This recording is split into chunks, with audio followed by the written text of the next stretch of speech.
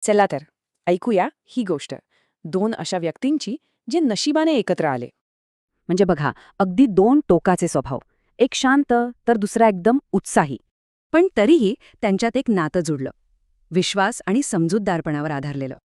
ती सुहासचा शांत स्वभाव ओळखू लागली आणि त्यालाही मानसीच्या उत्साहाची सवय झाली. त्यांचं नातं आता फक्त एक सोपस्कार नव्हतं, तर ते एकमेकांना पूर्णपणे समर्पित झालं होतं. आणि मग आला तो लग्नाचा दिवस. हाच सोहळा त्यांच्या आयुष्यातला एक मोठा टर्निंग पॉइंट ठरला. इथेच त्याच्या मनातल्या जुन्या विचारांना पूर्णविराम मिळणार होता. बाहेरच्या गोंधळाकडे तिचं लक्ष नव्हतंच, तिची नजर फक्त सुहासला शोधत होती. आणि मग तो महत्वाचा क्षण आला. त्यांच्यामधला अंतपट दूर झाला. त्या एका क्षणात सगळं काही बदलून गेलं. तो खऱ्या अर्थाने बंधमुक्त झाला होता.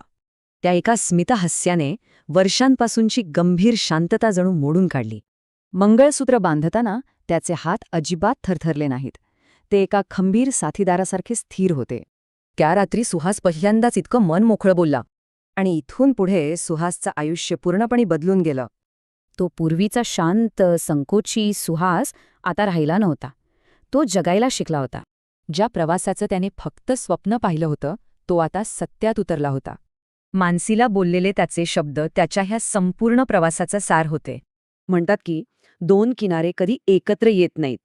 पण खरंच असं असतं का? सुहासने आपल्या भावना व्यक्त करण्यासाठी एक खूप सुंदर रूपक वापरलं. म्हणजे हा शेवट नव्हता, तर जुन्या दुःखांचा अंत होता आणि एका नव्या, सुंदर नात्याची सुरुवात होती.